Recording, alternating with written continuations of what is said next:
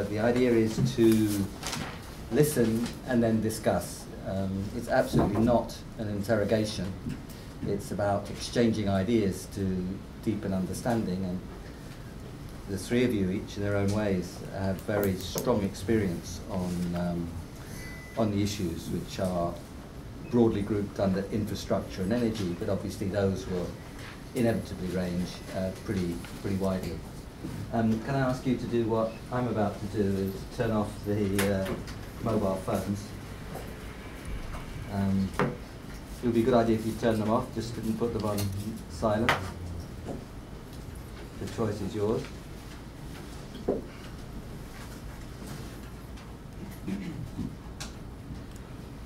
We're going to ask each of our guests, Stephen Fries, David Newbery, Bridget Rosewell, to speak for about 15 minutes. You're Bridget Rosewell today. I'm an incident, evidently, yes. And, I just noticed. and so we'll have the three to get three presentations together, and then we'll have a conversation. And you should also please feel free to ask each other questions about what has been said.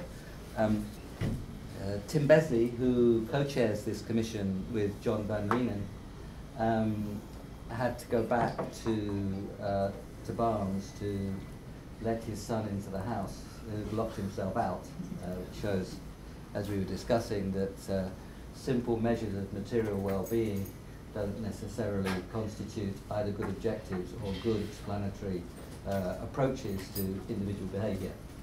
But we're not here to dwell on the philosophy and behavioural issues, although of course they may come up in infrastructure and energy.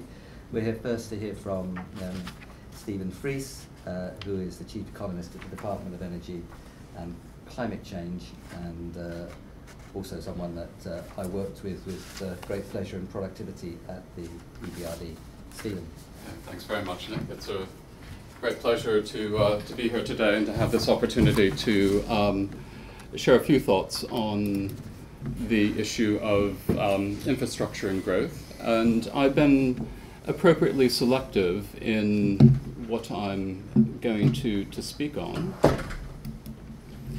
And so I'm going to pick and choose from the menu. So I'm going to talk about energy infrastructure. I'm also going to talk about investment in energy infrastructure, the transition in the energy system, and long-run growth. So I'm not going to touch on the short-run issues that are often associated with infrastructure and its role in the current business cycle, but take a long-run perspective. Now, before I get into the detail, I want to begin with two very general framing points. One is about the socially essential nature of energy and its fundamental role as a driver of economic, social, and political development over very long sweeps of time. And the historian and archaeologist at Stanford, Ian Morris, has done some very good work at documenting over very long periods of time, over the sweep of history, really the relationship between what he's termed as energy capture in its most broadest sense and social progress in its many different dimensions. And so this is really about the very fundamental nature of energy, and at least over very long sweeps of time, its causal contribution to growth and development.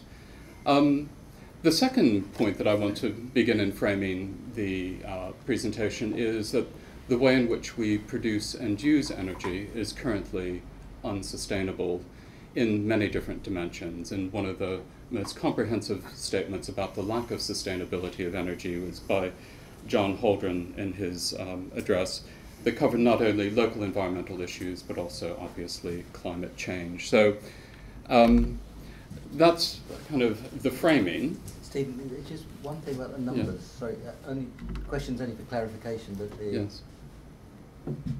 It's 2,000 calories kilocalories, yes. And then the 230. So essentially, this is what you need to survive, yeah. And this is so. It's 100 times. Huh? 10,000 times. So it's the 2,000 and the 230,000 that stopped me for the minute here. You mean the Right, I don't want to get kind of Yeah. Okay. bogged down. This is a quote from Okay. from his work on social development, but essentially we use Okay. a lot of energy is captured essentially through our use of fossil fuels, and that provides a rough scaling of what's required. Okay, so so that's the context. But essentially, I'm going to speak to three specific points of evidence around energy and long-run growth. First, I'm going to briefly discuss the evidence about what we know on the contribution of energy infrastructure to long-run growth based on more recent empirical studies.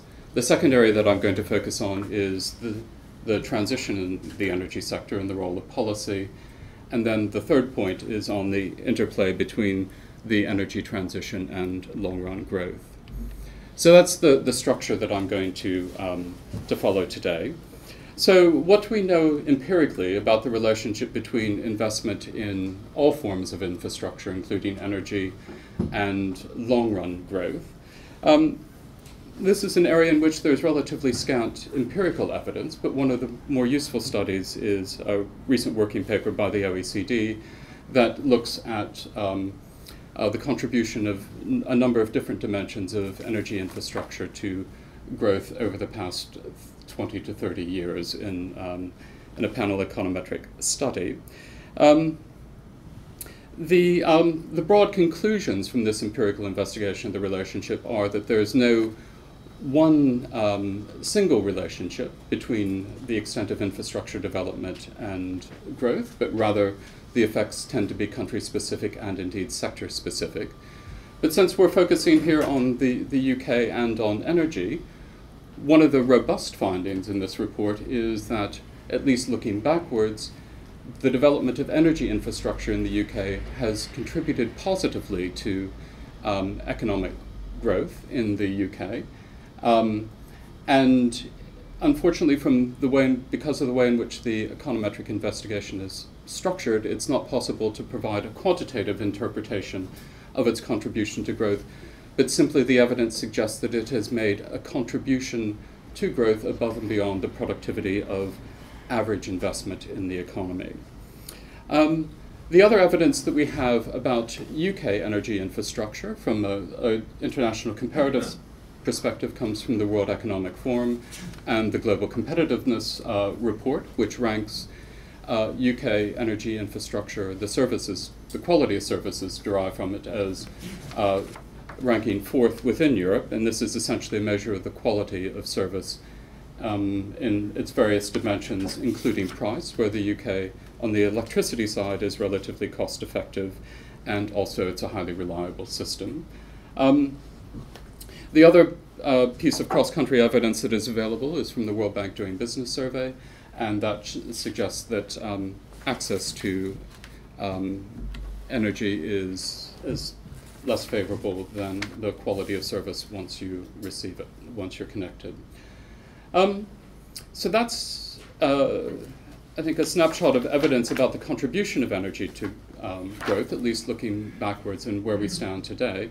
The second important point that I'd like to make about the state of energy infrastructure looking forward is that substantial investment is needed in UK energy infrastructure. And this is driven by the need to replace what already exists, as well as it comes to the end of its economic life. And part of that's driven by EU environmental regulations. Other part is, particularly on the nuclear side, is driven by the regulated retirement dates for the existing nuclear fleet, though you may have read recently that there's some kind of debate about the timing of this, but the timing may shift a bit, but the inevitability of having to replace this is inevitable. The second area that's required for investment in energy infrastructure is around the network and the movement towards a smarter grid. There are also significant investment needs, particularly on the natural gas side, in the pipeline infrastructure and in storage looking forward, and possibly on shale gas. So that's a framing of the investment needs going forward. Those investment needs, as I said, are largely about maintaining the level of service provision relative to the scale of the economy and beginning the process, promoting its decarbonization. The other point that I'd like to make about the nature of investment in energy infrastructure is it's actually quite regionally diverse, and so it helps facilitate the spread of investment in economic activity across the UK. The one area of energy infrastructure in which significant investment is underway is in the area of renewables investment supported by the renewables obligation. And over the course of the past year, investment commitments totaling almost £7 billion have been made for renewables investment, and this is associated with an estimated 21,000 jobs. And as you can see from the spatial distribution of the jobs, a significant concentration of these jobs are in the northeast and in Scotland. So now let me turn to the issue of the energy transition and how UK policy framework is seeking to drive the transformation of the energy system. In setting the UK policy framework, we essentially have two objectives. One is around energy security, maintaining the security of supply, and the second is to drive the low carbon transition. And in driving the low carbon transition, we essentially have two sets of legal obligations. One is to meet the renewables target for 2020, which is set through EU agreement, and that states that the commitment there is that 15% of final UK energy consumption has to be from renewable sources by 2020. And of course, we also have the legal obligations under the Climate Change Act, which requires for an 80% reduction in emissions by 2050 compared with 1990 levels, and of course the sequence of carbon budgets that set the pathway to that goal. And so what this chart shows simply is that relative to the carbon budgets that have set, we're on track to meet the first three carbon budgets, but a step up in meeting the fourth carbon budget is required to hit that goal that was recently agreed. Now, from a policy perspective, we use a range of instruments to deliver this required transformation of the energy system. There are a set of market-based instruments that essentially price carbon or increase the taxation of energy. There are energy efficiency regulations that boost the efficiency standards of products. There are obligations on energy companies to help their consumers use energy more efficiently. Also on the energy efficiency side, we're moving towards a more market-based approach to driving the uptake of energy efficiency through the Green Deal. And then we have a number of policies aimed at supporting the acceleration of low-carbon technology, and the most important of which is the renewables obligation, which I just previously mentioned. And of course, we also have a set of electricity market reforms that aim to overhaul the structure of the electricity market. And of course, we just made a major announcement on that yesterday. So that's the suite of instruments that are aimed at driving the transition in energy. And this is essentially what we're trying to change. This is the total stock of capital in the UK. And we break it down essentially between those sectors that produce energy, which is the little bit at the bottom. So that's the amount of existing UK capital stock that is devoted to the production of energy, primary energy and electricity, and the transformation of hydrocarbons into liquid fuels. And also we have a section of the capital stock which is highly consuming of energy, the most important part of which is structures, but also transport and other energy intensive sectors.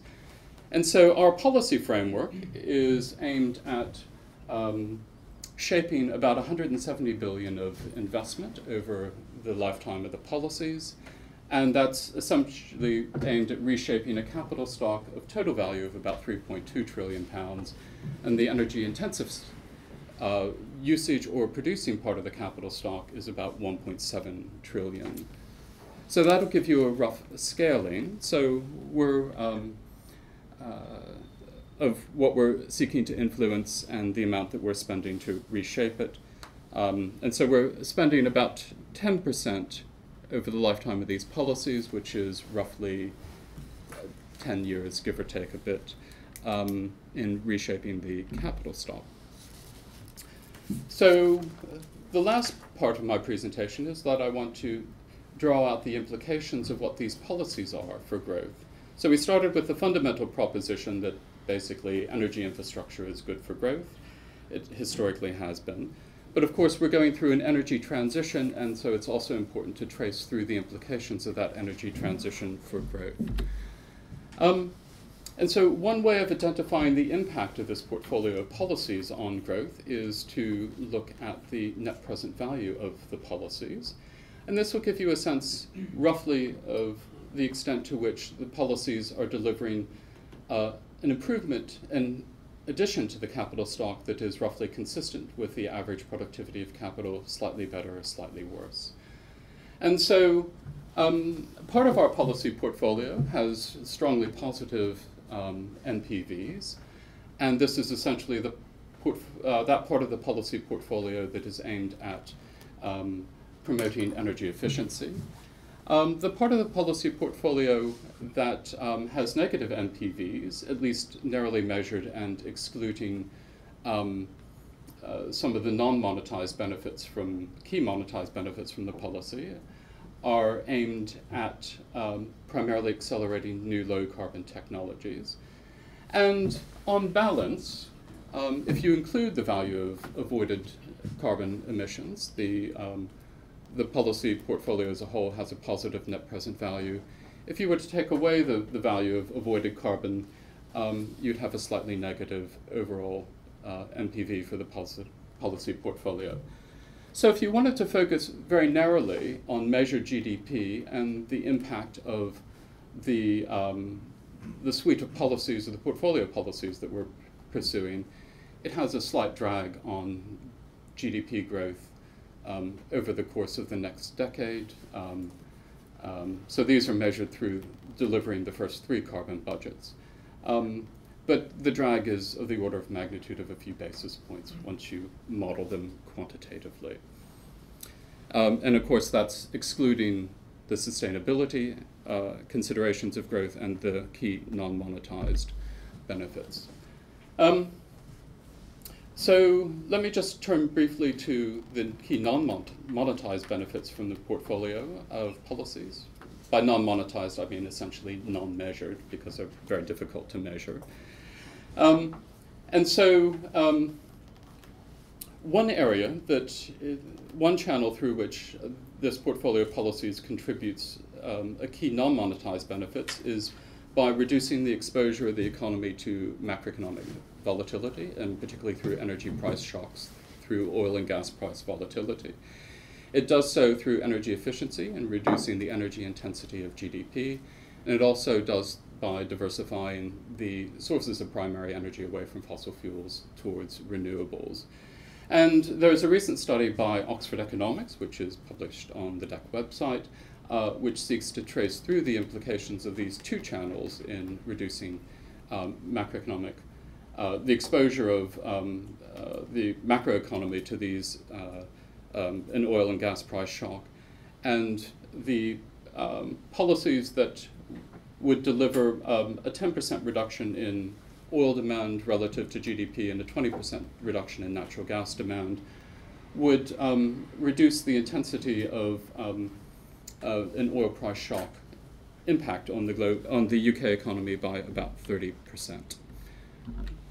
A second key area of non-monetized benefits from the policy of portfolios comes from the impact of our policies on accelerating technological change, and particularly by accelerating the deployment and learning associated with the development of new low-carbon technologies we are supporting the driving down of costs for selected low-carbon technologies. On the left-hand side panel here, we have essentially the following trajectory of costs that are projected through increased deployment and learning associated with that for offshore wind. The two mature technologies in this graph are essentially natural gas generation, the cost of which is going up essentially due to the carbon price floor and onshore wind. And then the bottom panel here is on nuclear, and this is essentially the difference in cost between first-of-a-kind EPR reactors and nth-of-a-kind EPR reactors. And that's essentially the gain that you can achieve through increased deployment. The figures on the right-hand side panel are on CCS, but I won't discuss them in detail given the time. And the last key non-monetized benefit from the portfolio policies is essentially on unlocking new sources of growth. And our colleagues at BIS have done some very interesting work in identifying areas of the UK economy associated with the transition to providing low-carbon goods and environmental services. And this provides a rough a characterization of those sectors which are expected to grow relatively quickly as a result of this transformation of the economy. And of course, it's not perhaps surprising given the UK comparative advantage in more conventional dimensions that finance comes at the top of the list. So this is potentially a characterization of some of the winners across the economy and potential new sources of growth associated with the transition. But at the same time, it's important to recognize that there will also be losers, particularly in the energy-intensive sectors. So let me just conclude. So beginning with the basics, so the available evidence that we have from a cross-country comparative perspective is that energy infrastructure is, in a UK context, good for growth, and that there are substantial investment requirements in the sector in order to maintain those benefits that have been realized from the past, and also to begin to continue the transition to a lower carbon economy. And at the same time, we need to drive this transition to a low carbon economy by improving energy efficiency and accelerating the development of low carbon technologies.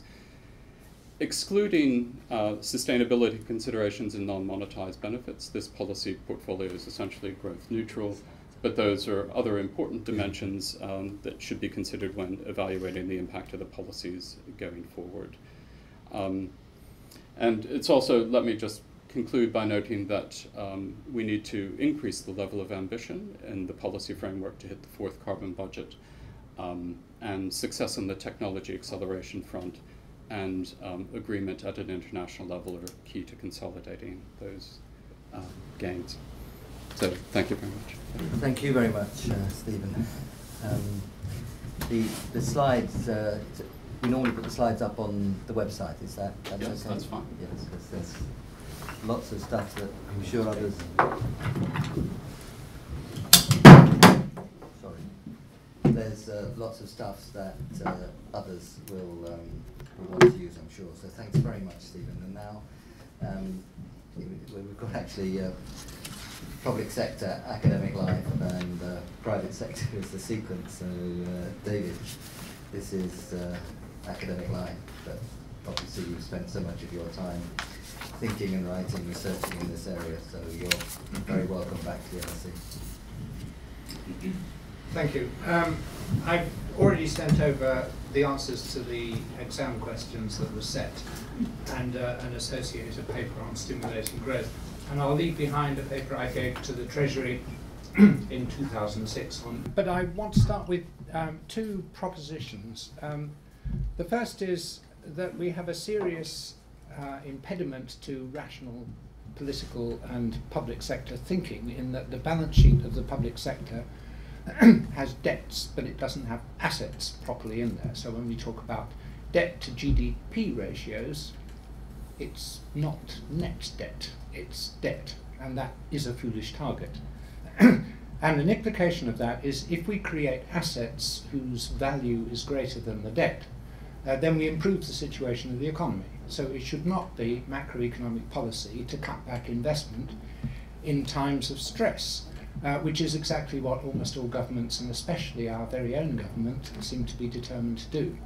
So an implication of that is you look at benefit cost ratios and you determine which ones are greater than one, and you then, if you trust your evaluation, add that to the positive side of the balance sheet. I would point out the obvious fact at the moment that it has never been a cheaper moment for HMG to borrow real indexed debt. And so the challenge of making benefit cost ratios greater than one is less demanding than it's ever been.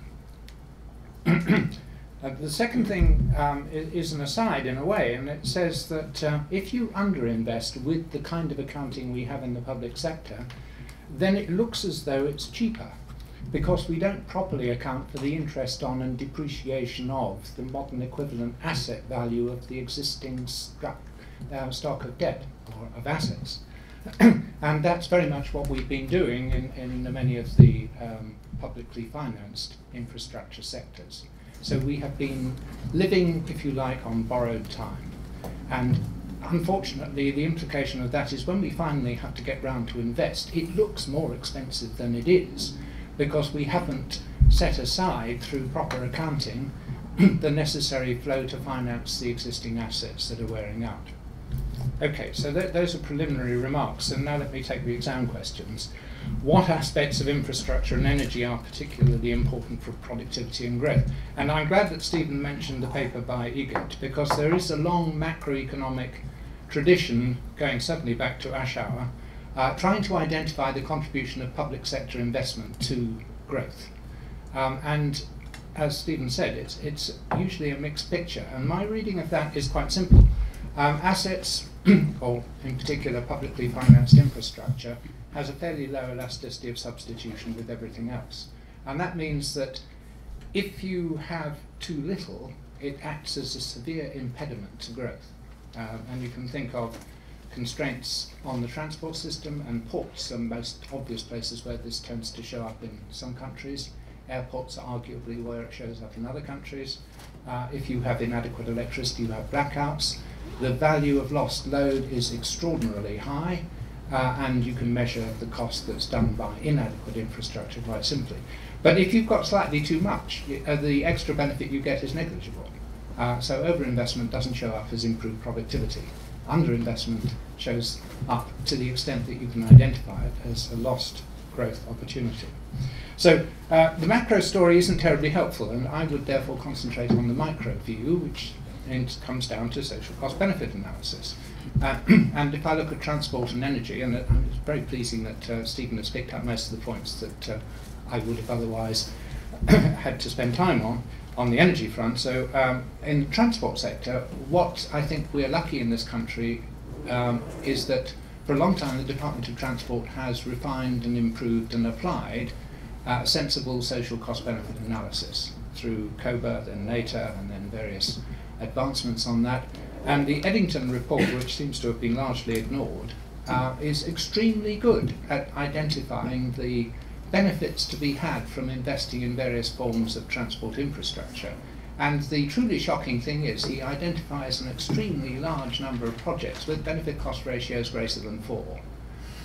He also points out that when you add in all of the external costs and benefits, I mean obviously there are costs in terms of environmental damage and social damage as well, but the agglomeration and competitive benefits outweigh those considerably. So when you add in the non-marketed benefits, they improve rather than reduce the benefit cost ratios, and that strengthens the case for doing the investment. There's some dispute, and I mentioned this in the paper I sent you, as to how large those are, but the argument that they're positive, I think, is very strong. When you try and do cost-benefit analysis for energy, and Stephen, I think, illustrated this extremely well, it all hinges on how you treat the public good benefits of research and development, learning by doing, and climate change mitigation. And on none of those we have a very firm grasp. We have targets for renewables which are an attempt to provide club goods of research and development and deployment through the European Union by giving them each an obligation to spend a certain amount of money. They're not perfect, but they're defensible. And on climate change, of course, working out what the costs, as you know, is problematic. I have a very simple view, and that is, if it doesn't include decarbonising the electricity sector, we're doomed. What's the cost of doing that? Puts a minimum cost on the social cost of carbon. And it's higher than the emissions trading system delivers at the moment. Just to summarise on transport, very high returns. We are obviously massively underinvesting. In the electricity sector, we have a very reliable system at the moment. Whether that will be maintained as the plant comes off the system is another matter. But effectively, the Secretary of State has taken responsibility for throwing our money at it, because he will require a greater security of supply than I suspect is, on purely financial terms, sensible. So I wouldn't worry about the lights going out, except by accident. How do we compare internationally? I haven't looked at the transport system for 10 years. When I last looked and used to follow this, we were doing very badly by European standards. I see no reason to believe that that's changed, because we underinvest in maintenance, and the rate at which we're road building has fallen to unbelievably low levels compared to the rate of increase on demand for transport. So, and as Eddington pointed out, the transport system is creaking. In terms of the energy sector, I think by EU standards, we're not doing badly, but that's not a very high hurdle, because most countries are pursuing moderately inefficient and very expensive policies. And most countries like us find it extraordinarily difficult to get planning permission to build the transmission infrastructure and the wind farm infrastructure that we need if we're serious about meeting the renewables targets. So we're not unusual in that. Arguably we're slightly slower at wind farm development than the continent, but transmission seems to be problematic everywhere. Do we suffer from underinvestment in infrastructure, and if so, what kind of infrastructure and in what sectors? Well, again, if I wanted to look at the transport sector, I would say we have a stalled road building programme. We have rising congestion. We have deferred maintenance, which is raising future costs of repair.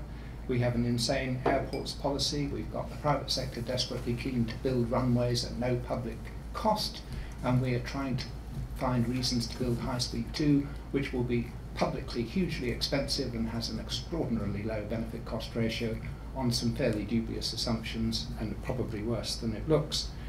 So the message is quite straightforward. If the Treasury just allocated funds to investment where the benefit cost ratios, properly accounting for all the social costs and benefits, are highest, then we wouldn't be choosing these programs on a whim and a prayer. We would be allocating it where they would actually improve the productivity of the economy. What are the challenges holding back growth enhancing investments? And I've started off by saying I think one of the killers is a lack of a proper, sensible form of accounting in the public sector that allows the Treasury to cut costs regardless of whether they're investment or current costs, and to raise revenue regardless of whether they're through taxes or charges, which are covert taxes. We have a failed planning system. We keep changing it.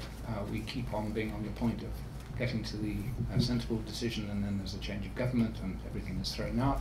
The new localism clearly doesn't help on getting strategic investment in infrastructure which is more than local, off the ground. I think we have a land planning policy which is totally perverse, but politically extraordinarily difficult to change, because it would require the haves giving up money to the have-nots, and that's never been a politically viable strategy.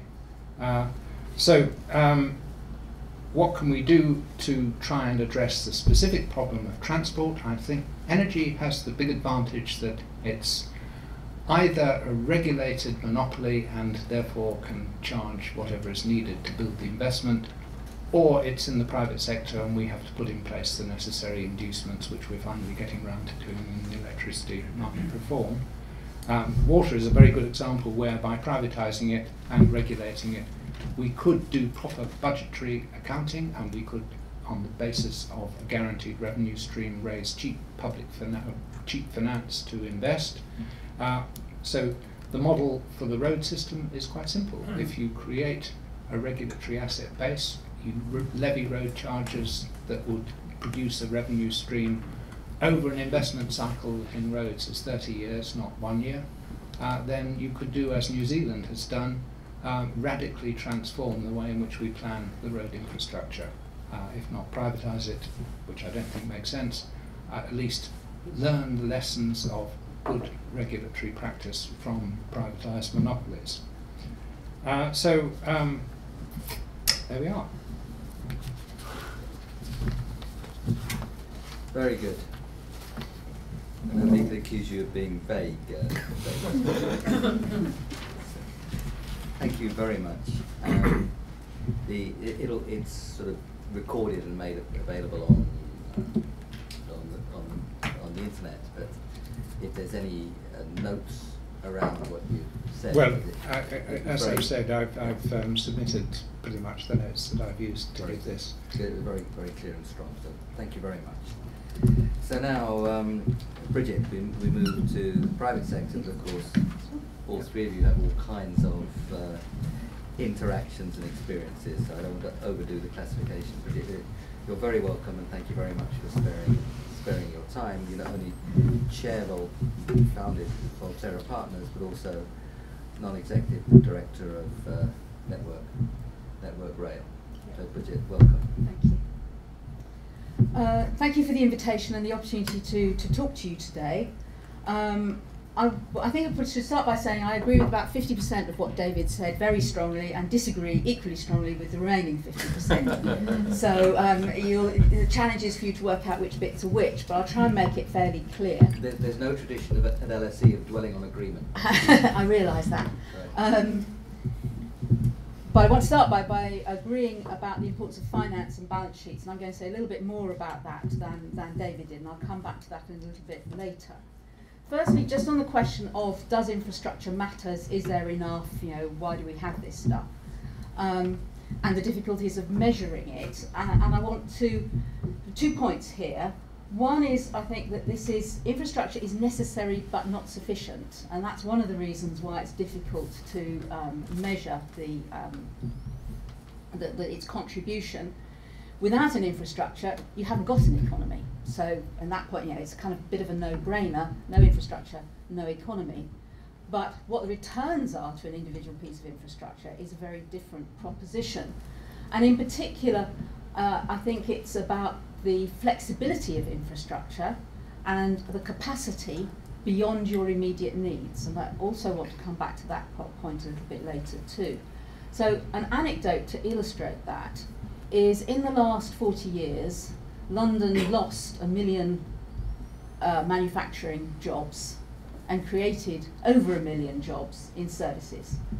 The location of these jobs was different. So the manufacturing jobs were spread around the outer London area, particularly around the north and south circulars, and out on the radial routes from the 1930s indeed onwards. Whereas the services jobs with which they've been replaced are much more centrally located and generate the benefits of agglomeration, which David talked about, and which I agree are very important to cities, about how you get together.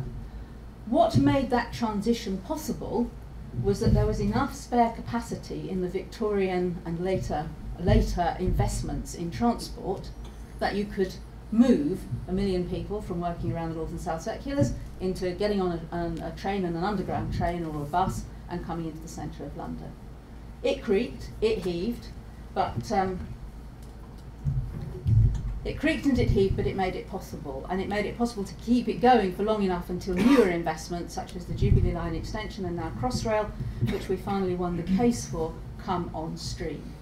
So there are two parts to that story. One is the necessity of the infrastructure, but secondarily about spare capacity. And I think as economists we deal with questions of spare capacity and the need for spare capacity and flexibility and capacity rather badly. They don't appear in the models.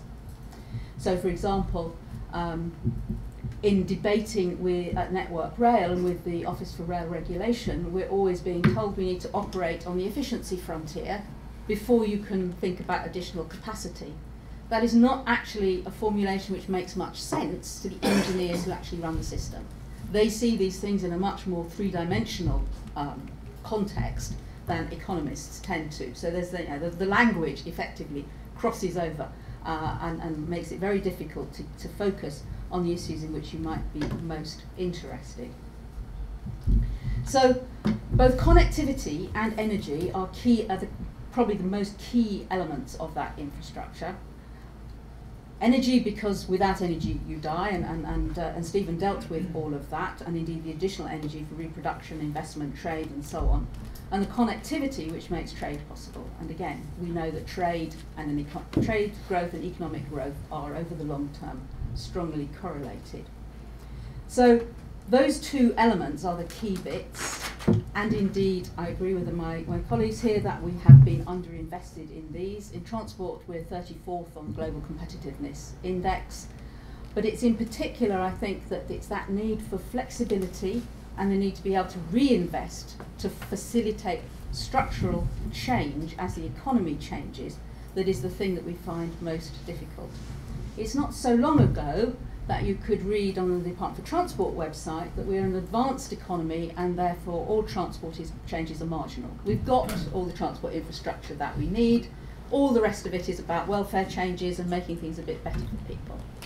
So I have to say it's not there anymore. In fact, I went to look the other day to pin down the reference because I had it written down, but I wanted to support the reference. And I'm glad to say that is no longer there. But it comes from a mindset which moves me into the places where I actually disagree quite violently with David, which is how we can trust our cost-benefit analysis. Because that's what I think that we're doing badly, and that is why we have been underinvested in infrastructure, because we thought we could capture these welfare changes and think about it entirely in welfare terms. When I was building the case for Crossrail, the key argument that we had, and which gave rise to the Eddington report, which David described, was indeed a good piece of work, and was a follow-on from the work that we did for Crossrail. The whole debate became quite an arcane debate about the extent to which a welfare change and an economic change could be held to be equal. Under circumstances of perfect competition, when all of the assumptions of perfect competition hold, then they can be held to be equal. Unfortunately, none of us have ever observed that in the real world. And then so therefore you get bogged down in these sort of very weird debates about the extent to which the value of time that you have measured is the same as the value of the output that could be made with that time if the thing was transferred one into the other. Agglomeration then became the most important part of that debate, because agglomeration was recognised on all sides not to be captured. So that was something everybody could agree on, that this effect of one person's activity on another person's activity was not being captured in the static welfare analysis. And so the extent to which that Marshallian analysis of what's in the air, the ability to innovate, making more effective and larger labour markets, knowledge transfer, all of which was described by Marshall back in the 1890s, the extent to which that existed, it was not being captured by that analysis. And so that became part of the key element in the building block of the case of Crossrail, and the reason why we now have two enormous tunnel boring machines, one named Phyllis, after the lady who invented the A to Z, and one named Ada, after Ada Lovelace, and I'm sure you all know who she was, are creating the tunnels which will make that railway possible. And my best case guess of the economic benefits, the GDP benefits actually, so forget the welfare numbers, thinking about jobs facilitated, additional productivity from those jobs by making it possible to deliver when the system fills up again, an extra 70 or 80,000 people into the centre of London. On all the agreed assumptions, that's about £70 billion. For the cash cost, 70 billion net present value, for a net present value cost of around 6 to 7, and a cash cost of 16. So on any grounds, that looks like a good payback. And indeed, the way that I was looking at this is to think about, well, how much of this is paid for by charges, by fees, the amount that people spend when they get on the railway, and effectively that covers all of the running costs and quite a chunk of the capital, but not all. But if you think about the taxes that you're raising on the remaining output, and we had arguments about what the size of that tax wedge and which bits were additional and which weren't, which again became quite arcane, then it was very easy to think that you had paid for it in cash terms without having to worry about non-monetised benefits, in other words. Entirely monetary analysis, then worry afterwards about the non-monetary side of it.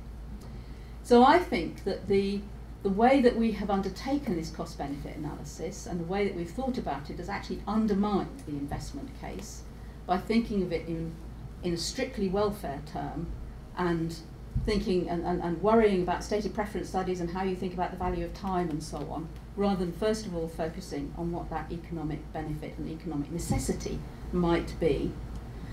And equally, because cost-benefit analysis in those sorts of models tends to think in equilibrium, static terms, where again the value of spare capacity has no value, the ability to create that flexibility has no value, and where the time frame over which something happens tends to be ignored. So you compare all the transport models that people use in making these analyses are all cross-section. There's no time in them at all.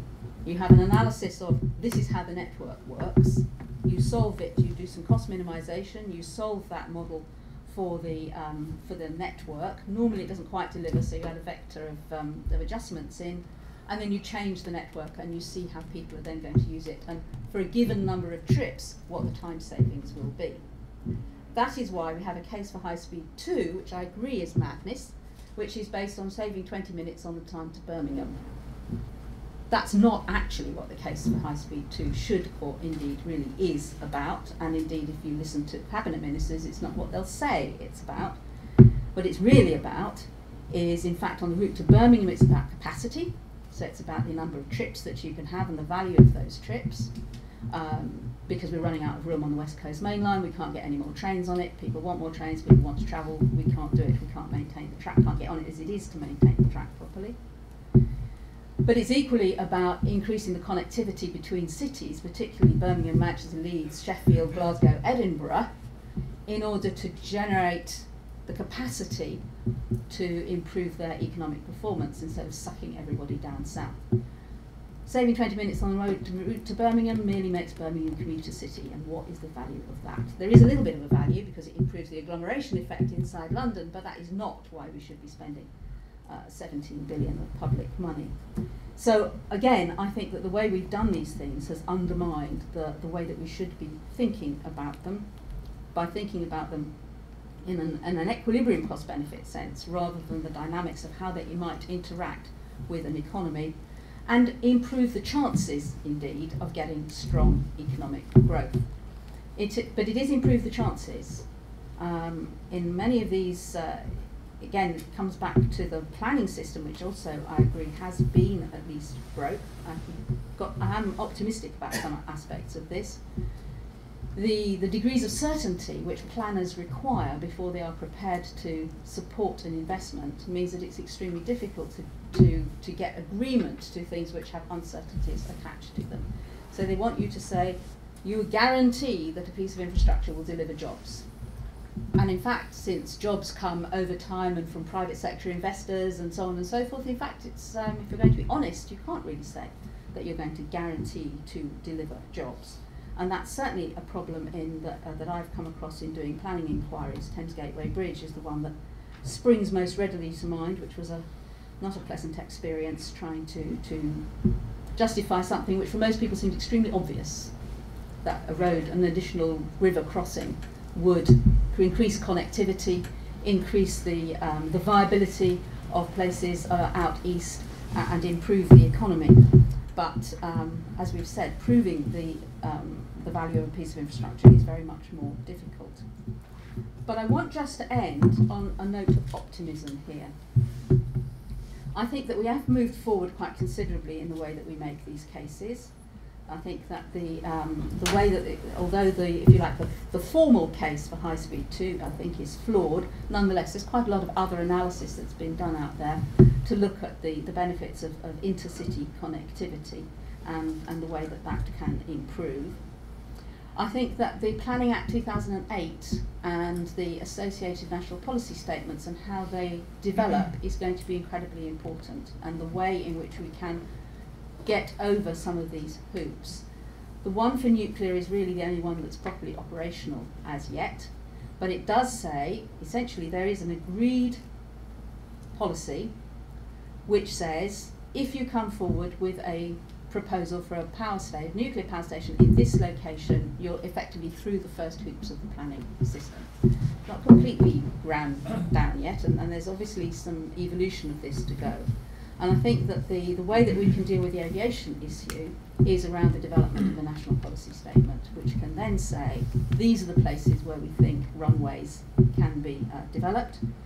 It's not entirely a private sector matter, because it's not good enough to have a runway, you have to get the people in and out. And the problem for the third runway was indeed the amount of public sector investment that it would have taken to increase the number of people that you can deliver to Heathrow, and that was the basis of the case, one of the bases of the case on the judicial review.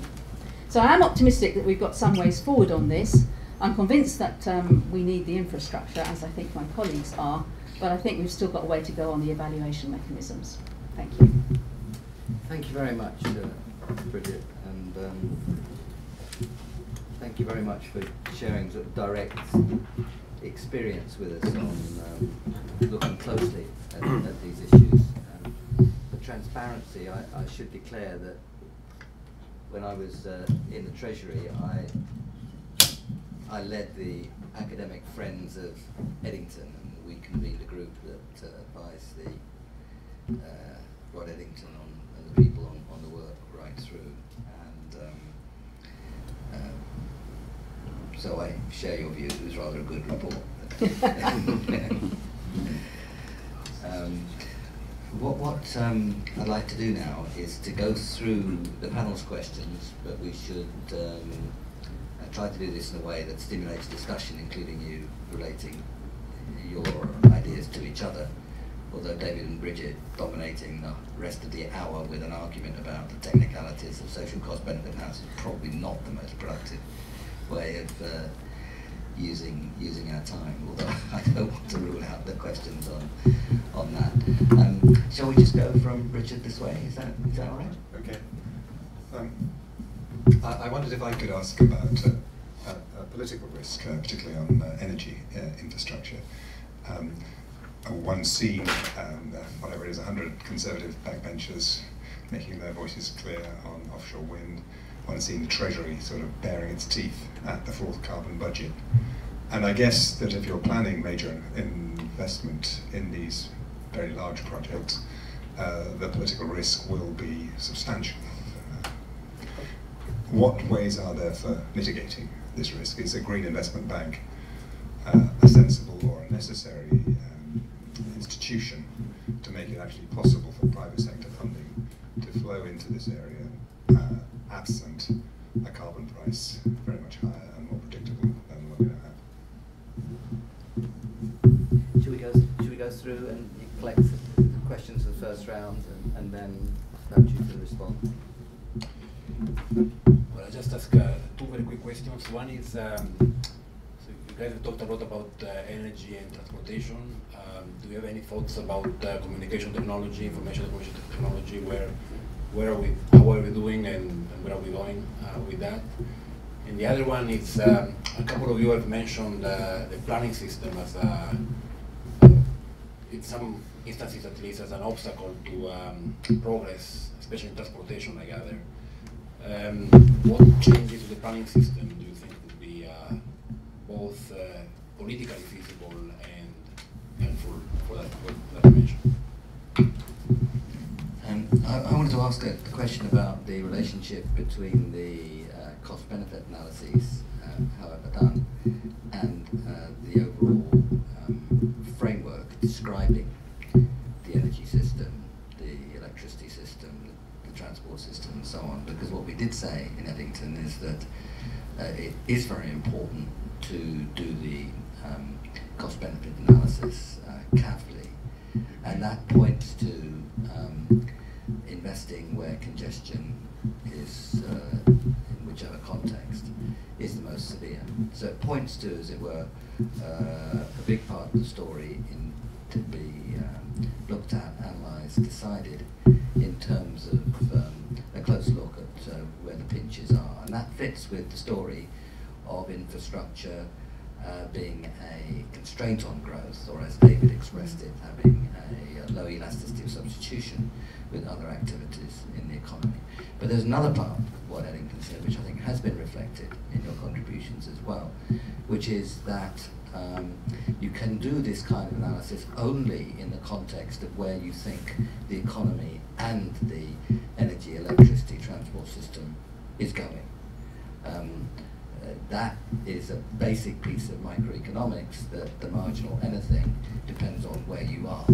And if in all these things you're looking out 20, 30, 40 years, the marginal valuation of anything that you're looking at has to depend on where you think you're going. So I wondered if you could take those ideas a bit further on the way in which the careful economic micro at the project level fits with the bigger sectoral and macro story of where the economy is going. I fear that you may have question overload syndrome starting at this point, but I did the chairs. We'll put everything on the table, and then if you forget, we'll ask you again. Okay, so I have two questions. The first takes off from Richard's point, and it's on the politics of all this. So there's some issues over how the right way to do cost-benefit analysis is, and static and dynamic and agglomeration and so on. But my impression from David's points and the Eddington issues is there were a number of projects which were so clear. Or no matter how you cut things, you can also say people disagree with this, but then it seemed that it was almost a no-brainer to do them. So in that case, well, why hasn't it happened? And the answer must be to do with the political constraints over that not happening. So given that, what can be done to relieve those political constraints? So Richard mentioned an investment bank. Would another way, this is a broader question for us, an institutional reform be some way of shielding or mitigating political pressure, the same way the OBR does forecasting, the Bank of interest rates, in terms of the cost-benefit analysis of infrastructure projects. So think about that. The other one, there's a consensus, which I think this may be a big theme of our report, so let me press you on it, over accountancy for investment issues.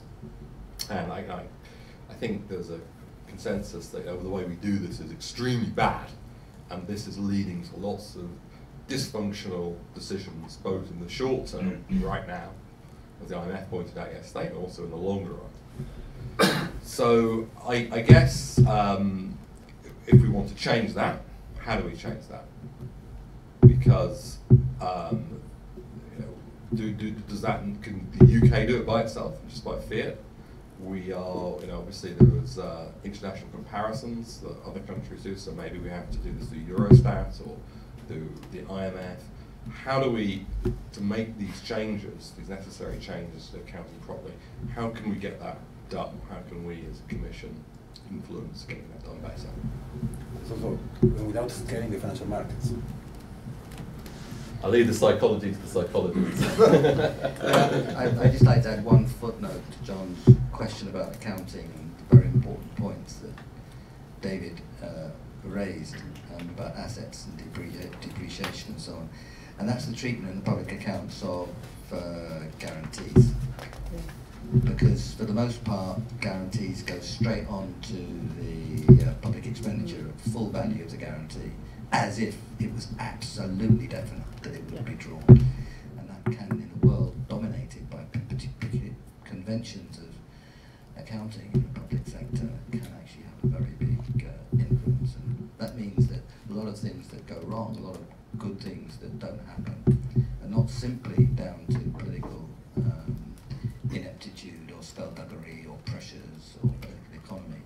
It's also we may, in our public decision making and our civil service, be going about things in the wrong way. How would you like to sequence? And you can go however you like. Well, I'm always happy to jump in. But jump in, but do leave a chance for your friends on the other side.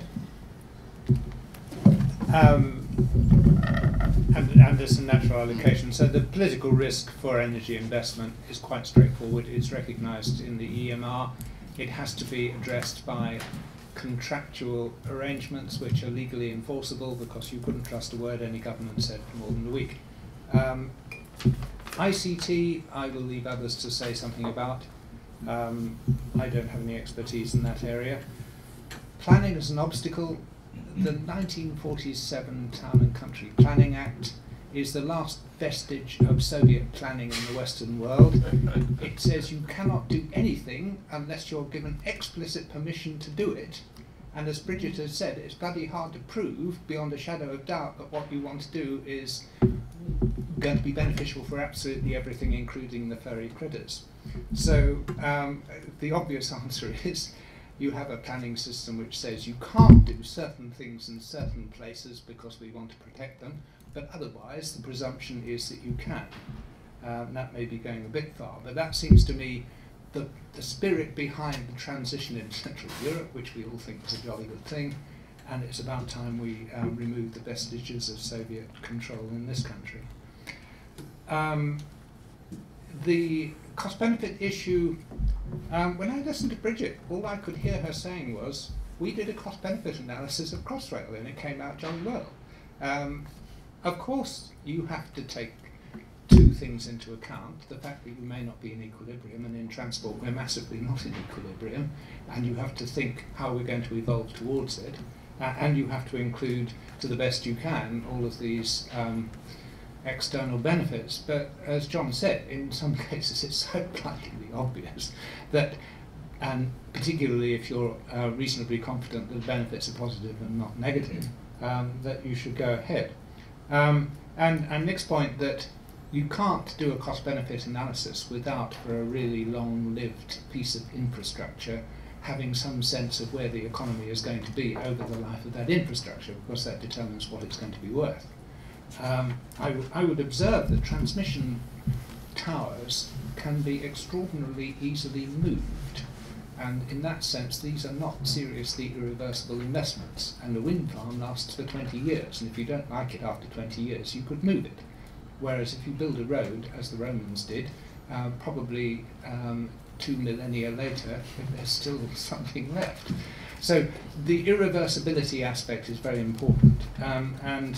Having said that, transmission can be moved.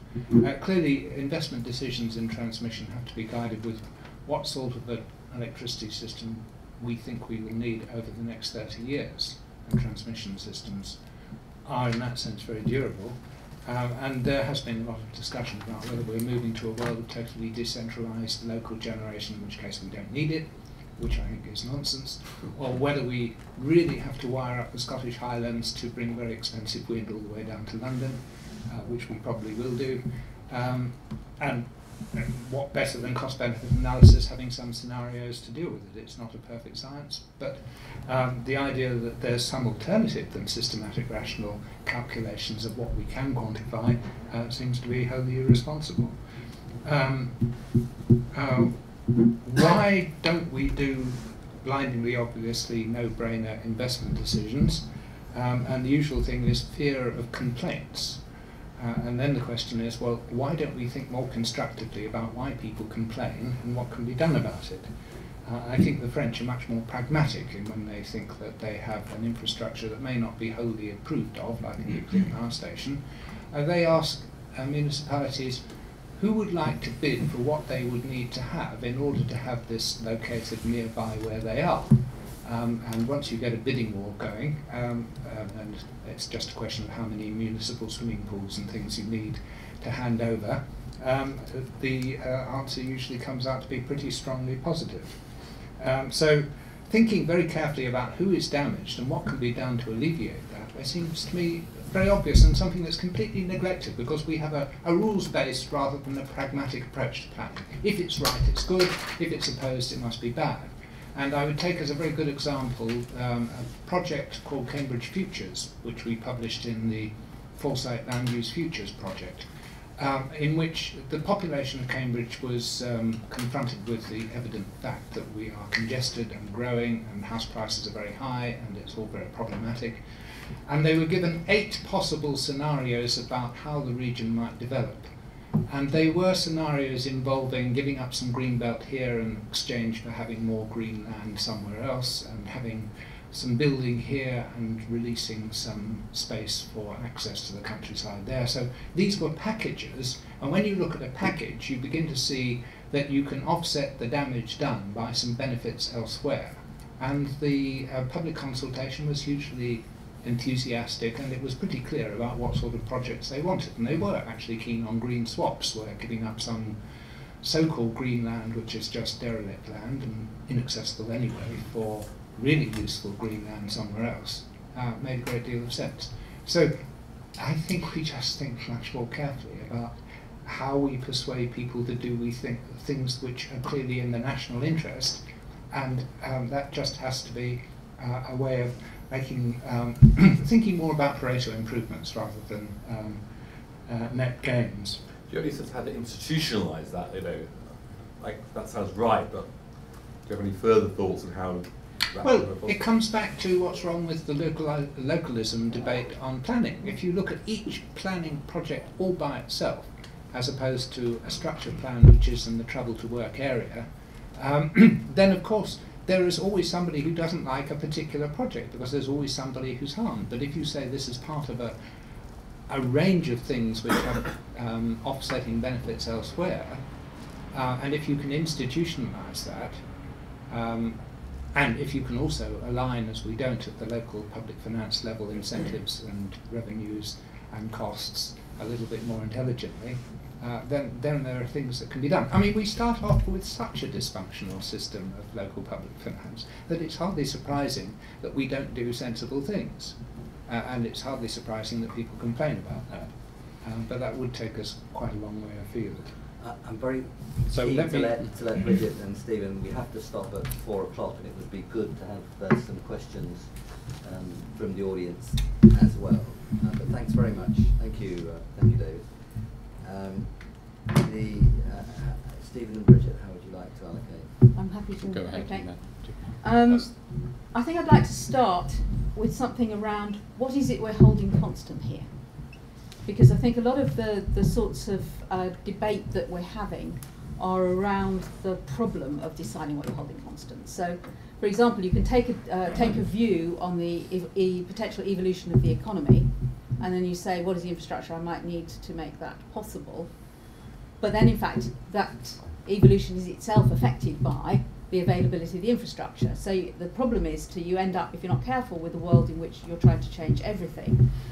And the difficulty, therefore, I think, is to create for ourselves a framework which is accepted and which people are able to debate or feel that they've got enough information about to debate, to give yourself a handle at that very high and strategic level where you're not actually talking about individual projects, but that you then get some sense of the kind of infrastructure changes that you want to make.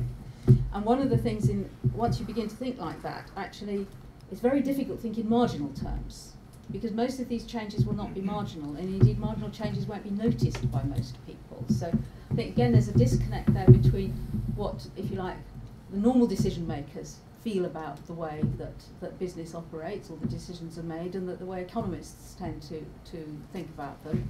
Where certainly, again, one of the sort of arcane debates in cost-benefit analysis in transport is the value of small changes in time savings, which can be very substantial when you add them up across millions of people, but would anybody ever have noticed?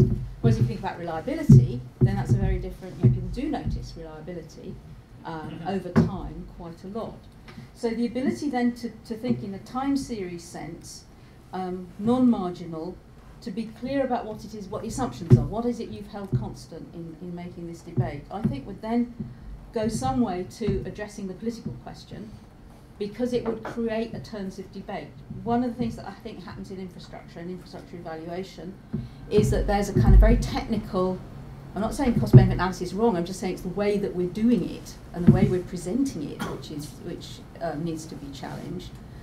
So there's an arcane piece of stuff and technical and pointy-headed people over here, and there's politicians over there, and there's no engagement between them because the politicians don't understand what's happening over here, and the professionals don't put it in a language which the politicians can then use, if you like, in dealing with the wider public. So there's a piece of engagement which would then help you, I think, to address some of the political risk.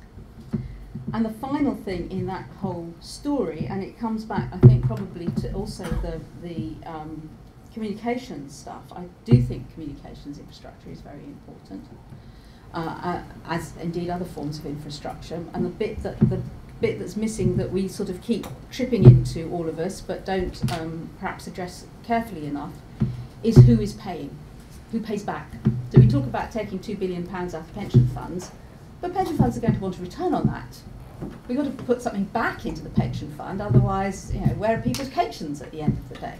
So who is going to pay this back and how? And therefore the division between whether the users are paying, the general public is paying, the wider beneficiaries, tax increment financing, for example, is one way of thinking about that, which we've been thinking about for the Northern Line extension at Battersea. The idea that you take the rates, which would then be collected on development, which is built as a result of being able to push more people into the area with the tube station, take some of those extra rates in order to pay back the debt. That then takes us into the accounting question of where that sits on a public sector balance sheet, and does it matter where it sits on the public sector balance sheets? None of us, I don't think, are accountants, so probably we're not the right person to ask direct accounting questions, but certainly the way that it is done on the accounts definitely has implications for incentives, and the how you can measure returns. And I see this coming across the desk at Network Rail all the time. We've got a regulated asset base. I mean, how do you value all those civil structures and the value of the lines coming out of Victoria, for example? But somebody's got a number there. Essentially, it's a pretty circular calculation based on the sorts of returns that you might want to have that would then pay enough money back that you could then generate the debt. So out of that, you go backwards into getting an asset valuation. So it's pretty odd way of getting an asset valuation. But having got it, of course, it then drives behaviours, and not in a marginal way either. So I think it's about having clarity of assumptions. It's about being able to debate those or generate forms of language in which we can debate those across the political and the professional divide, and from that thinking carefully about who is paying back the investment and how. I'll stop at that point to give Stephen a chance. Thank you, Bridget. Stephen. Okay, just to pick up on three of the questions. Firstly, on Richard's point about political risk, and just to reiterate David's reply, which is that the contracts for difference structure in electricity market reform is essentially compensating for the fact that you can't perfectly pre-commit on, for example, on the carbon price floor, and to shape expectations about the returns in low carbon generation through a credible policy pre-commitment. So embedding, using contracts to compensate for that imperfect credibility, pre-commitment is, I think, the response to that. On Nick's point about how do you blend the big picture macro together with the bottom-up micro analysis. And here, I think that the framework that we have on the energy side is actually quite useful. So the Climate Change Act, the long-run target for decarbonisation of the economy, and the exercise of setting the carbon budgets is actually quite useful in forcing you to think through the non-discrete changes that are required on both the energy supply side and the energy demand side of the market, and what range of technologies need to come forward in order to deliver these non-discrete changes. And of course, one of the strong implications of that type of exercise is the high degree of technology uncertainty that you face in trying to deliver this profound long-run change. And that is very useful in informing your strategy, particularly with respect to technology acceleration and why you would want to pursue, for example, a diversified approach to the acceleration of a range of low-carbon technologies. And to John's question on the easing the political constraints, and here I think it's important to, whenever from an energy system perspective, you're driving deep structural change in the way in which we produce and use energy over a long sweep of time. And here the key is making sure that essentially the winners outweigh the losers, and to, from that deep transformation in the economy. And here again, I think the key is to have a very sensible technology strategy that is credibly based in a realistic understanding of which sectors within the economy are likely to prosper through this deep structural change, and also have a strategy towards mitigating the adjustments costs in those sectors that are likely to be challenged by this process. Is that the same thing as my point that you've got to be clear what you're holding constant when you're thinking about the analysis? Because you're saying deep structural change, there's fewer things being held constant then as you're moving forward.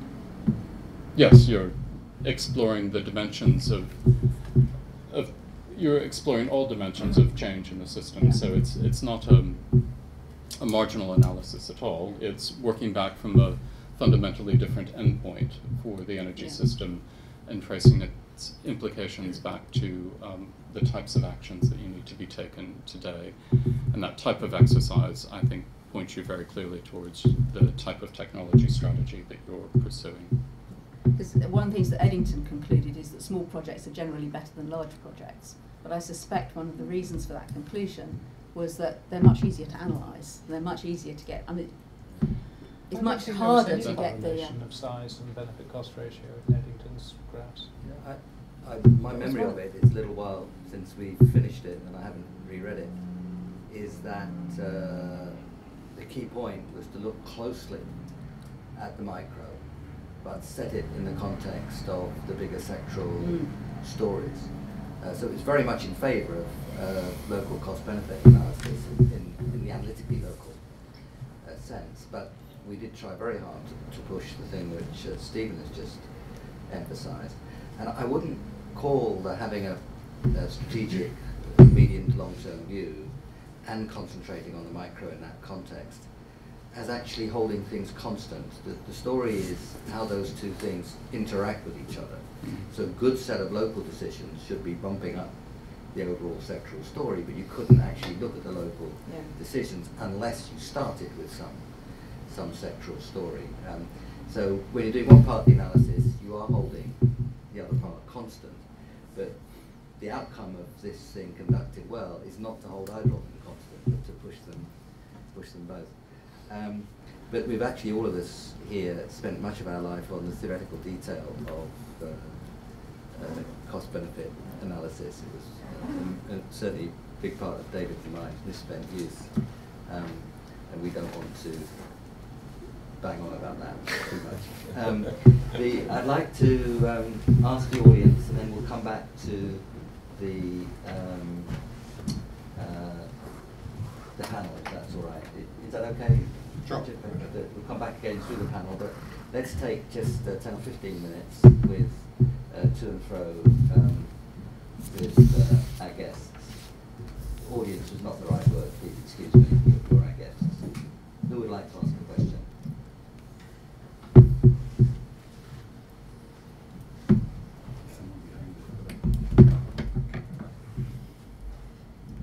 Thank you. Tom Aldred from the Government Economic Service. Different forms of infrastructure seem to have different institutional arrangements. I just wonder if there's any lessons from one form of infrastructure that could apply to others, or indeed if there's any kind of meta-institution that might sit over above it, like a national infrastructure bank or other things that have been suggested. Thank you. Can we just take one or two more, then go back to our panel? Please.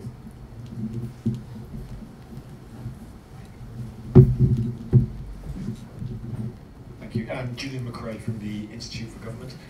I was really interested in the sort of skills questions that sort of came out. We were noticing with a lot of economists and no accountants involved. But possibly I might ask Stephen a question you may not want to answer. Is relative newcomer into government, are there any things about how government goes about making decisions internally that kind of struck you as something we should think about a little more, maybe refine as we go forward? I couldn't possibly comment. It's not an acceptable answer to that question. Any more? Please. One more, then we'll... No? So, two questions. Do you want to start, Steve?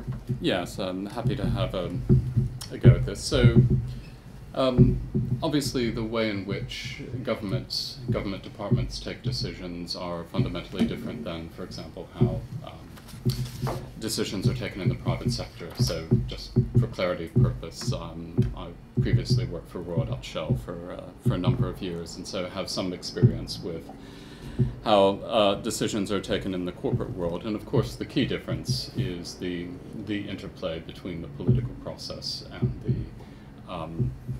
and the process through the civil service by which the evidence and the policy proposals are developed. So obviously the way in which decisions are taken are different. The internal governance processes within a government department are somewhat different from the similar internal governance processes in the private sector. But I think that there are a number of important similarities, and so one of the key similarities, I think, is the strong focus on having the right evidence base for your decisions. And so one of the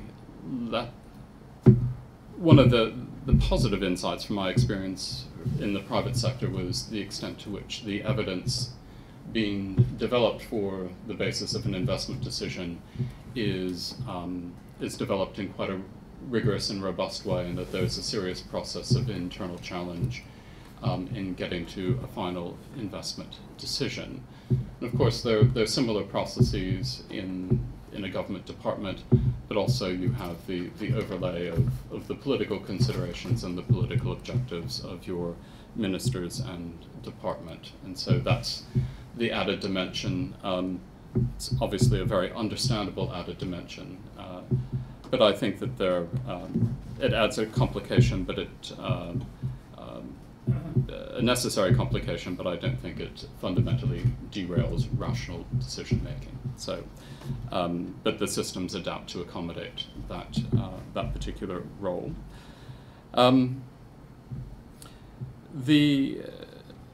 the overarching framework for infrastructure, I would say that that's I'd be reluctant to go down that route. One of my, I think, experiences, just having been in DEC for about a year, is the importance of having deep sectoral knowledge, expertise, understanding as you're developing your policies, and make sure that you're congruent with the way in which your commercial counterparties operate. And I think having that depth of expertise on a sector-by-sector basis is quite important for the overall effectiveness and coherence of your policies. And I would have thought that consideration would take precedence over the need for an overarching, coherent approach to infrastructure. I think that there are strong gains to be had from sectoral specialization. Let me pick up immediately on that, because it touches on an issue of what can we learn from successful infrastructure management for the unsuccessful sectors. And if you look at the successful ones, where we have private, monopoly, regulated infrastructure, water, gas, electricity grids, it's fairly straightforward. You have a regulatory agency which is knowledgeable, durable, independent, and expert. And if we look at ministries, I hate to say it, but they're none of the above. And so letting ministries run infrastructure, as with the Department for Transport, is a recipe for chaos, disaster, and inefficiency. And it touches on that issue that we left unanswered about how do we get the public accounting in a more sort of satisfactory way? Can you have socialism in one country, or public accounting properly done in one country? And the answer is yes, and it addresses the question of how do you not frighten the markets. Let's face it, the money doesn't have very many places to go, and if they could find a country which managed its public accounts intelligently and sensibly and in a way more like a commercial business, I suspect that we would be doing exactly the opposite of frightening the money away. So I think we could go it alone. We would set an example. I don't think we should bother with Eurostat, and just get on and do it. It just makes sense, and so we should do it. I'll leave behind my argument for how you create a sensible infrastructure structure for roads, bearing in mind the points that I've just made, rather than length on it now. I think the big difference between these different sectors, industries, is the extent to which they are being paid for by their users or not. So if you think about ICT, for example, there are some debates around extension into rural broadband and so on, which might require some subsidy, but essentially most of it is relatively easily paid for and invested in by companies who are going to recoup those charges from the people who are using them. And the regulation comes in because there's a monopoly element to that provision. And indeed, there are lots of independent companies who come in and do that as well, on the basis of the regulation of the wholesale charges. And that's a system which has evolved over the last, 20 years and seems to work quite well. And equally has worked quite well in electricity and gas. Water's a slightly different, the local monopoly problem has been maintained in water, so it operates rather differently. But even there, you've got a range of different kinds of private sector companies who have come in, and that in itself actually is one of the ways in which regulators get challenged, because they're faced with companies who have different financial structures, different people involved in them, different kinds of ways that they want to operate. So there's a kind of a tension which is not just a monopoly operator and a monopoly regulator, but there's actually a lot of other variation going on in there. The difference, therefore, is between those sorts of sectors and those where there's a public money involved, and then immediately ministers get involved because they are seeing themselves as the guardians of that public money. And that's true for rail. Of course, it's true for roads, where we don't charge people to drive on almost all of them, and therefore there's a public money provision, and as soon as you get that, you get a different kind of regulatory problem from the one where you've got essentially user charges financing back the investment.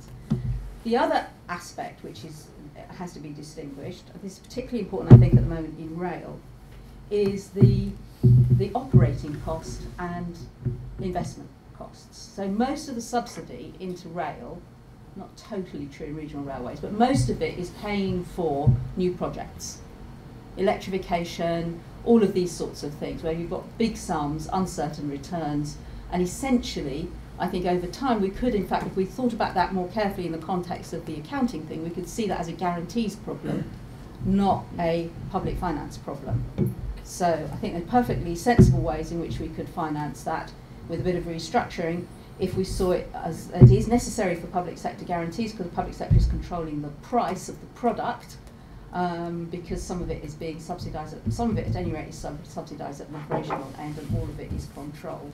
And there isn't enough history to say how we do that successfully like we do now in electricity, where private sector investors don't really expect the pricing problem to impinge upon their ability to get their returns back again. So there's sufficient confidence now in the way that that process is working. There isn't confidence in some of these other areas. So I think it's about where that money is actually coming from, the extent of that subsidy, and therefore the way in which you can see it as a monopoly regulator problem or a public subsidy problem. And that's the important distinction. Can I just add one point? The tax revenue from road excise duty and from the fuel charges is about 9 times as high as the current expenditure on roads. So the idea that roads don't cover their cost is purely, if you like, accounting, inappropriate accounting for this, and making explicit that we do or should properly charge for roads as we do for other infrastructure would solve that problem. And the other point I should have added, what regulators in water companies are able to do quite easily is benchmark each against the other, and the same with distribution companies. Yes. More difficult when you've got a single enterprise like Network Rail or the National Grid, and there you have to do international benchmarking, and that's the one thing the government's absolutely totally hopeless about. So, I mean, the British Civil Service is unbelievably inward-looking, and it doesn't even know that Europe goes on, let alone the rest of the world. So when it comes to learning from what works and what we should be, what the standards that we should meet are, we're sort of so behind the curve, it's not true.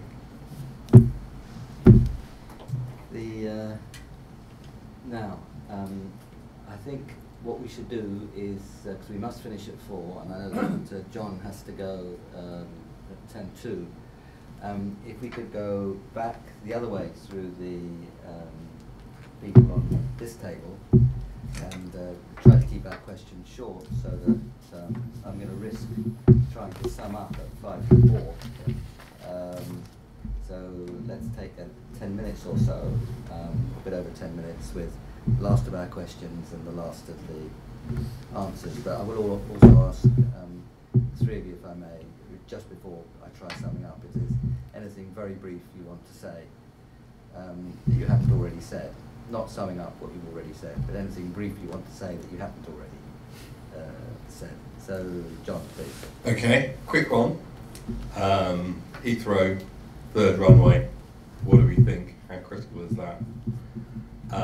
Second, for Stephen, just a comment. You present a lot of these things in terms of extra jobs generated. And I cannot see the economic rationale behind thinking of cost-benefit analysis or policies in terms of extra jobs generated, even though I see this all the time from politicians. Is that just purely political stunts?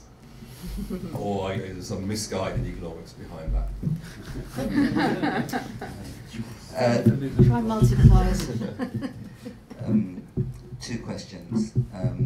David, I shared your concern about the very rapid turnover in civil service appointments, meaning that corporate memory and expertise are a deep, deep problem.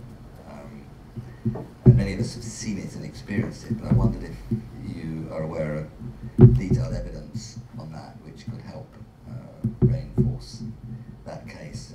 Not simply that the turnover is very high, that evidence you can get, but the way in which it can lead to inexperienced bad decision making. Maybe you just want to refer us to some things, or to say we need that evidence, or whatever. And the second thing is that, Bridget, you've emphasised very strongly, and surely rightly, the importance of being able to see the returns, and Stephen, you did too, with some kind of confidence. It's a theme that's run right through, I think, and it seems to be a very important one. So, further thoughts on how we can go about, or how we should be going about boosting the confidence in the returns. You've already given some examples, but if there's something you'd like to stress on that. I, like Stephen, worked with the EBRD for a while, and I was on the advisory board shaping the Green Investment Bank, and the point which we emphasised very strongly there was that the existence of this institution in the consortium that's doing the finance does itself reduce political risk. The government seems to be empirically at least it was in the EBRD, the governments of the countries, more reliable in dealing with sectors in which the EBRD was invested than in other sectors. So even though it wasn't a formal guarantee, political risk was thereby reduced. So those are my two questions at the end. I just got a little bit confused about the last few exchanges on what's the cost of the proper accounting rules for public investments and the role of the private sector. So you made a case, all of you made a case very convincingly that the perceived budget constraint is really a bogus construct of accounting rules that don't really make much economic sense, and that was very convincing. On the other hand, you also seem to suggest that in most of the areas where the biggest bottlenecks are, there is a lot of scope for private sector intervention and properly regulated with perhaps with some guaranteed prices, but something that doesn't seem to require large amount of public money. So is the accounting issue just an academic point that you guys are making, or where if this can be done by the private sector, why is this such a big deal? And more generally, I guess the question is, what are the general criteria for deciding when you allow the private sector to build the infrastructure and charge the users, and when do you have to do it to the public sector? My question is about something we haven't touched on at all, and it may be because colleagues think it will come under another heading of the Commission's work, but it is about the capacity of the United Kingdom to manage projects effectively on this scale. We all remember when it was 3 years ago, the construction problems on a big power plant in the northeast, and the Department of Trade business did a study of it and found that productivity in the UK was about 25% less than in similar workers in the US and in continental Europe, that we were spectacularly bad at project management. The management was the main failure, but there was also serious skill shortages. So I think the question that the Commission needs to address either here or in some other case is, can we do this stuff? And if not, what are we going to do about it? So, if you could just take a minute or two on those questions, and then we'll come back to any last observations you want to make, which don't have to be immediately connected to any of the questions. So why don't we go this way, Stephen? Okay, just beginning with John's very pointed question about jobs. So the point that I was making in my presentation, it was clearly around gross job creation. And it wasn't a statement about net job creation, which was implicit in your question. The one point that I was seeking to emphasize when discussing jobs was essentially the regional dimension. So if you think that the labor market doesn't function very well in its regional dimensions, then the point that I was making about the spatial distribution of investment in jobs associated with energy infrastructure, I think is relevant. A relevant consideration. So there was a slight nuance in how I presented the... Would that be also net jobs though, rather than... Yes, but the more, essentially the point is you have a greater likelihood of generating net jobs from gross job creation if the spatial distribution of the gross job creation is in areas of relatively high unemployment. So to spell out the implicit argument, that's essentially the point that I would like to make clear. Yeah. Regional strategy, disguised. No, it's not a regional strategy, it's a consequence of the nature of the investment and the types of benefits that might be associated with it. We're certainly not saying to regionally target your infrastructure investment with a job creation objective. In terms of building confidence, I think this is particularly critical with regard to and it's linked to innovation. So, and the development of new technologies. I think I agree with your point that this is a potential useful role that the Green Investment Bank could play in risk sharing and risk mitigation, and essentially government having some financial stake in the outcome of investments in various frontiers of technology aimed at driving the green transformation. So I think that's a very useful device that complements the contract-based approach that is being used in the electricity sector under EMR. And the final point that I'll make is actually in response to Richard's, which is the capacity to manage projects. And I'd simply make the observation that project management skills are essentially a globally traded service, so it shouldn't be a impediment to the implementation of projects in the UK, though it does historically seem to be an issue. Those questions are nicely complementary in the sense that the capacity to manage projects requires some competence which has to be based on continuing existence of the organisations that are going to do this. And what we lack in this country is the ability to do long-term finance for large infrastructure projects. So if we have annual budgeting, and if everybody knows that the first thing that will be cut when things are politically tight is investment, then there's no point in developing a world-class construction and infrastructure development industry within this country. We might as well do it where the infrastructure is actually being built. So I see these as two sides of the same problem. The question of public versus private funding, Francesco raised, again I think is fairly straightforward, and you have to ask, if you were to charge the amount for the infrastructure that would cover the costs, would the way in which you were charging for it be sensible and efficient or distortionary? So let's take a very simple example of road tolls, where there are two models on offer. There is the insane system in which you build a large number of barricades and cause people to stop and hand over money on top of the petrol taxes they're already paying. Or there's the A1 with shadow tolls, where you give a contract for 30 years to maintain the road and you pay them in proportion to the number of cars that are going to be using it. And that's a non-distortionary way of charging and collecting the money for the infrastructure.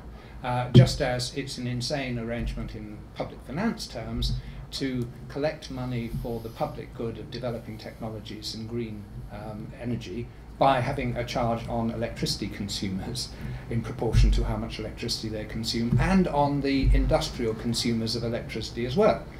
So there are good principles of public finance about how these things should be financed, and there are good principles of public finance about whether they should be in the public or the private sector, and we've been through all of that in the great discussion about the transition in Central Europe, so we don't need to rehash that. On the question of the third runway, I would be the last person to say, let's just decide on the basis of letters to the Times. Why not do a proper cost-benefit study? But I am strongly persuaded that the hub benefits, which are quantifiable, are potentially enormous. And if the constraint is on the publicly provided infrastructure to access the airport, then get on with it and do the analysis and see whether the whole thing makes sense. I was involved in a Dutch scheme to look and see whether Schiphol, which has 5 runways, should be relocated to the North Sea, the sort of Dutch equivalent of Boris Island. And they did a cost-benefit analysis and said, this is completely insane, let's just develop the one we've got. So you may regret the decision that caused you to be locked into that particular trajectory, but you are where you are, and you do the sensible analysis to see what you do to get yourself out of the hole. Thank you, David. Bridget? Projects and project management, and indeed I think that links back into confidence in returns, in fact, because it's about being able to deliver the project for the cost that you started it on, and that feeds into are the returns going to be there as well.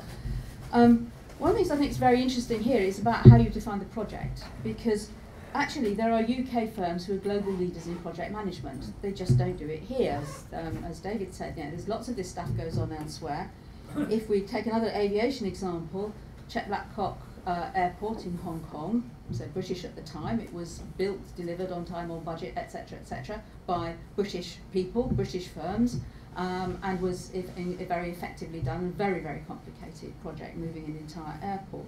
So it can be done. What it can't be done with, it can't be done, however, if there's uncertainty about funding and there's uncertainty about profit, about project definition.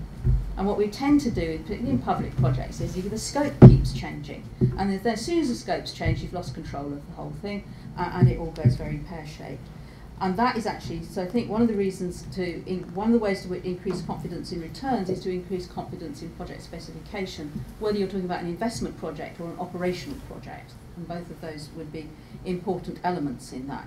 And therefore, again, the more clearly you make your assumptions, the more transparent your analysis, the more focused it is on where the money is, the movements of the money, the more likely it is that you'll be able to get that. A point about, on the aviation question, I think this is where politics, it cannot be avoided.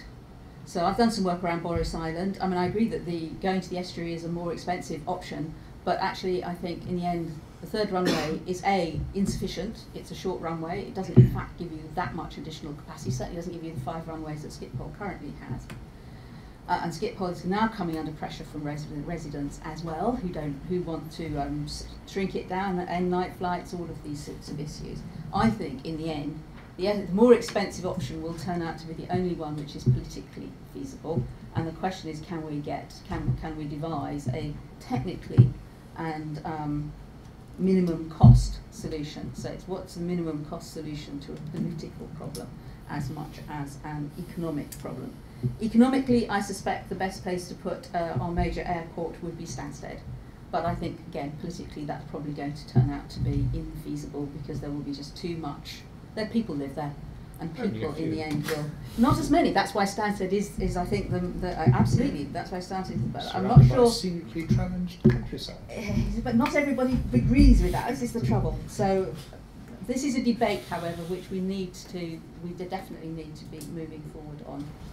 And just finally, I can't remember where this actually came up, but on international comparisons and institutions, I think we do have to be very careful not to think that we're unique, but equally to understand the differences between different institutional arrangements, and that the activity of international benchmarking is very, very hard to do, particularly in these sorts of infrastructure areas where the degree of public involvement varies absolutely, really dramatically. Identifying a balance sheet for Deutsche Bahn, for example, is actually an extremely hard thing to do.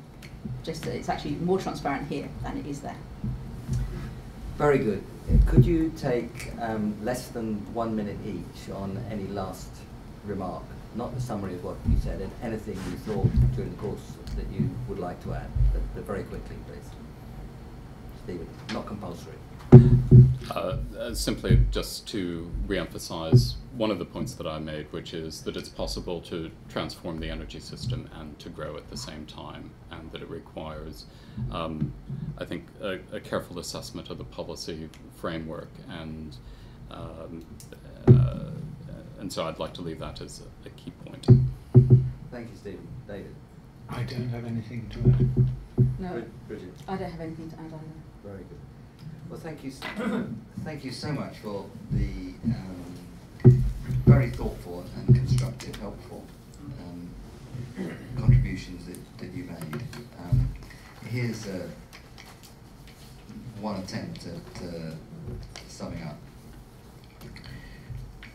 At the bigger, broader, big picture level, infrastructure can indeed be a major constraint on growth.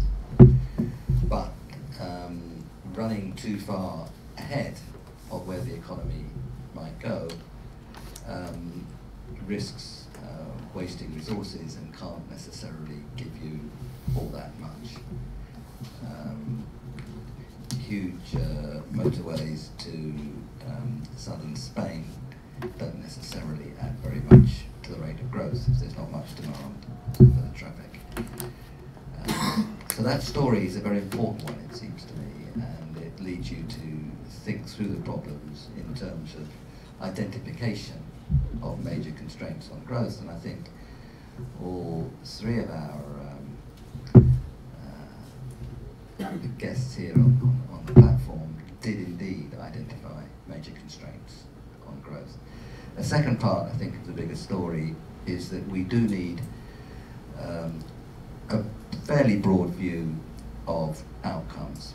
You know, not necessarily getting metaphysical about the meaning of life, but environment and carbon are part of the objectives. David gave the example of, you know, swimming pools and other green areas. People do think about these kinds of things around these crucial issues of infrastructure. And Bridget, you mentioned the importance of thinking about high-speed rail in terms of what it does to the UK as a whole in its different regions and so on.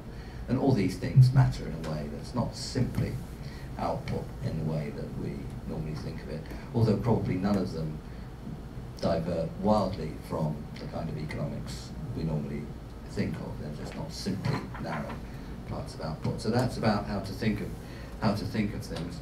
I think in thinking about the project level decisions, which you all emphasise is very important, the way in which these interact with these bigger pictures I've just described does have to be handled rather carefully and with judgment and wisdom, and absolutely not forgotten about. And sometimes you see arguments drifting into just one or just the other, and to try to do the marginal without the non-marginal is simply a mistake. And I think, again, you all emphasise that. I think there's a strong emphasis on planning, that it should, and the planning, the way in which planning processes take place, and they should have much stronger economic and analytical elements to them. I think the Town and Country Planning Act doesn't have any economics in it at all, if I remember rightly, although there's only one when it was published. That more economic approach to planning issues does, I think, seem to be something that you all share. We did have a lot of discussion about accounting and the way in which convention does seem to be playing a major role in what actually happens. And after all, accounting conventions are exactly that. They're conventions. And they should help transparency, accountability, clarity, and so on. But if they start determining outcomes in a very major way, something's gone wrong. And we had very clear examples of how that works. Related to that, of course, is the financing question, and I think all three of you emphasized very strongly the importance in being able to see in financial terms the economic returns, the economic and social returns that these big investments bring. And with a little bit of sense and good judgment, analysis, economics, dealing carefully with risk, you can indeed release the financing, whether it be through the rates, whether it be through guarantees, whether it be through floors on carbon prices. It is possible to release the financing in the sense of having confident, strict revenue streams in which there can be confidence. Finally, we did, and these things are related, although they're conceptually distinct, we did have a lot of emphasis on the processes of decision making, and indeed perhaps also the processes of implementing decisions. I think there is a view that we don't seem to be terribly good at this in the UK, at our process of decision making. That may be because we don't do our cost-benefit analysis very well, and we don't link it very well with the overall pictures as we've described. Big issues around expertise, and do the people taking the decisions have the right expertise to take the decisions, and can we be constructive about that? No point just saying, yeah, boo, you're useless. It may be there are very good people under pressure in systems that are not being organised very well. And I took that to be the spirit of what was being said. And finally, we have to be wise about the interactions between the politics and the economic decision making in this area. It's a constant theme. It links to the specifics of structures and whether the political objectives have the power relative to another system which says, can we reorganize in a way that the winners can in some way compensate the losers. to generally having different kinds of politics about the role of regions in the UK and so on. So this narrow, nasty political economy all the way through to the bigger stories of what it is right for the UK to be pursuing. So I thought that the stories and arguments that you put were really, really helpful, and all remains to be doing is to thank you very much for the work you put in, the thought you've given it beforehand, and of course the lives that you led to give us the experience that you shared. So thanks very much indeed. Thank you.